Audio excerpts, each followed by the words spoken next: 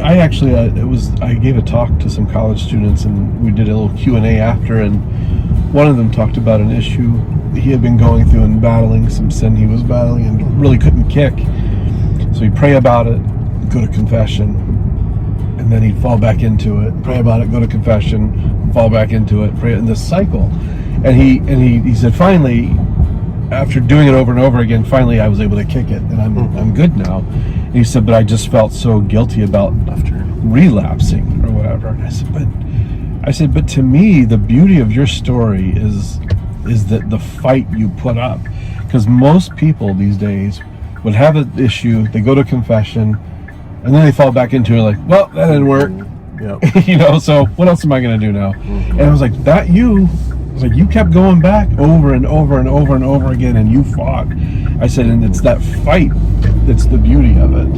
It's the fight, and also that realization of we always have to live our life for the truth and tempered by charity. And if there's some things that I see, there's such a good holy desire of young Catholics today. Boy, when they get on fire, they want to pursue the truth hard. Yep. And they want to be uncompromising.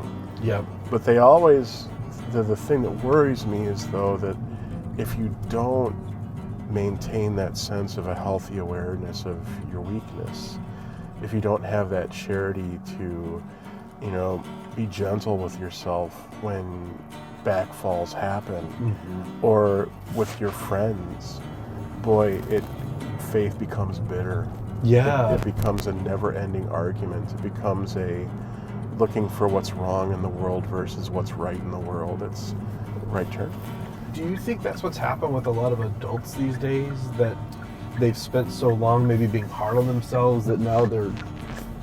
Well, we have a hard time getting, at least it seems to make, from what I read and what I hear, we have a hard time getting adults to go beyond the mass. And then get into the left lane, and then at the next stoplight you want to take a left. I think that's part of it. What I see in adult ministry, when you're set for life, and I'm not even talking about faith yet, but just emotionally and stuff, when you hit that age where you're not going to change that much anymore. Yeah. The good religious grounding you received can see you through a lot of difficulties. Sadly, though, the things where maybe it wasn't necessarily shaky, you might have been misunderstood, that it... Right there? Yeah, go take a right here.